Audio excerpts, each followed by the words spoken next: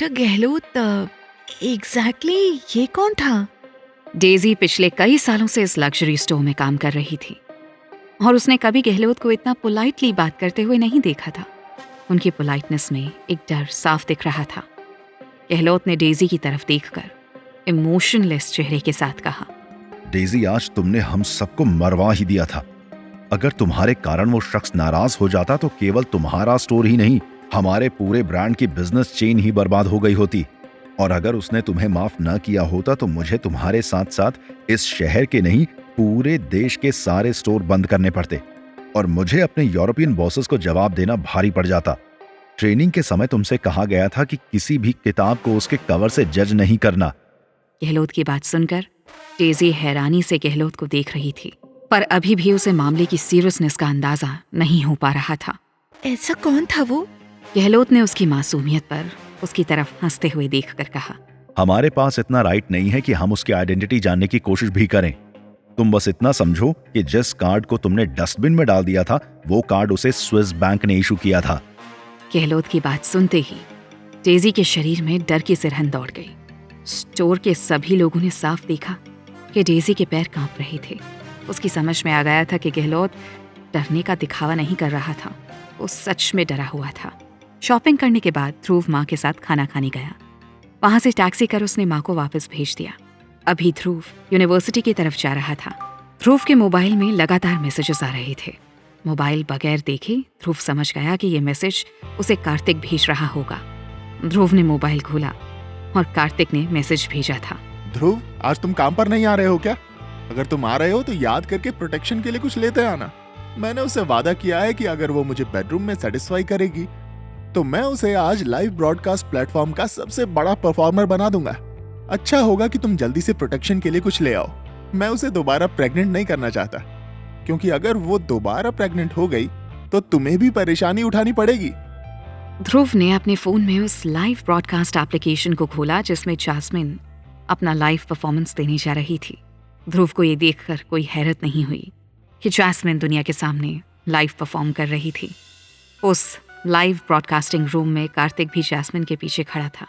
अगर पहले कभी ध्रुव ने यह नज़ारा देखा होता तो उसे जैस्मिन और कार्तिक दोनों पर बहुत गुस्सा आता, पर अब वो दोनों की हकीकत जान चुका था।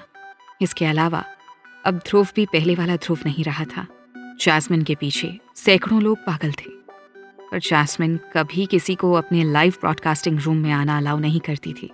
ये हैरानी की बात थी कि कार्तिक जैस्मिन के लाइव ब्रॉडकास्टिंग रूम में मौजूद था और जैस्मिन लाइव अपना बेहुदा परफॉर्मेंस दे रही थी। जैस्मिन अपने शरीर की नुमाइश कर रही थी और लोग उसे देखकर पागल होते जा रहे थे। अपनी हॉट परफॉर्मेंस के बाद जैस्मिन मुड़ी और कार्तिक के गले लिपटकर उसे लगातार किस करने लगी। लाइव ब्रॉडकास्टिंग रूम में उसकी इस हरकत को देखकर हल्ला मच गया। दूसरी तरफ कार्तिक ने अपना मोबाइल उठाया और जैस्मिन के लाइव ब्रॉडकास्टिंग रूम में 40,000 रुपए डाल दिए। लाइव ब्रॉडकास्टिंग रूम में कमेंट तैरने लगे, सो कूल कार्तिक, तुमने अब तक 1 लाख रुपए उसे दिए हैं। इतने पैसे कई स्टूडेंट्स के कई महीनों के खर्च के बराबर थे। दरअसल आज जैस्मिन इस एप्लीकेशन में अपनी रैंकिंग बढ़ाने के लिए ये सब कर रही थी। अगर उसके परफॉर्मेंस को ज्यादा लोग देखेंगे और उस पर पैसों की बारिश करेंगे तो जैस्मिन की रैंकिंग बढ़ जाएगी। इसके अलावा कार्तिक ने उसे फर्स्ट रैंक तक पहुंचाने का वादा किया था। कार्तिक जैसे रईस लड़के के लिए पैसे कोई मायने नहीं रखते थे। कार्तिक, तुम्हें पाकर मैं खुश हूँ, जैस्मिन ने कार्तिक की गोद में बैठते हुए बहुत ही सेडक्टिव आवाज में कहा। उस लाइव ब्रॉडकास्ट प्लेटफॉर्म में जैस्मिन अकेली ऐसी थी जिसे यूनिवर्सिटी स्टूडेंट्स देख सकते थे, और उसमें से ज्यादातर स्टूडेंट्स दिल्ली यूनिवर्सिटी के थे जिनके पास आमतौर पर इतने पैसे नहीं होते थे। इस तरह जैस्मिन जैसी लड़कियों पर पैसे फेंकना सबके बस की बात नहीं थी। कि केवल रईस बाप की बिगड़ी औलादों के शौक थे, और ज्यादातर लड़के अगर शो मुफ्त में अवेलेबल हो तो उसे देख लेते थे।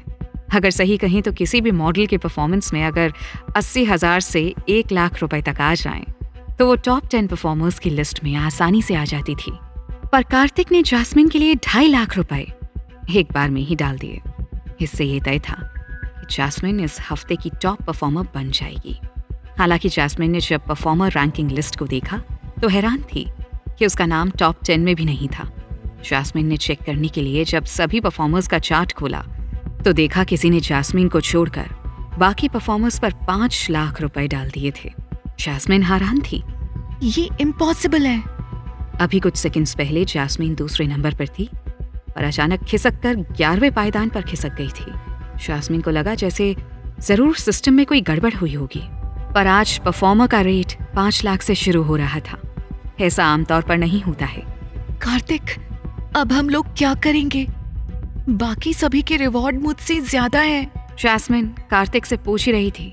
कार्तिक ने जैस्मिन को अपनी गोद में बिठाते हुए इशारा किया कि उसे इन सब से कोई फर्क नहीं पड़ता, क्योंकि पूरी यूनिवर्सिटी में उससे ज्यादा पैसे वाला कोई नहीं था। इसके अलावा किसी में इतनी हिम्मत नहीं थी कि कार्तिक से पंगा ले सके।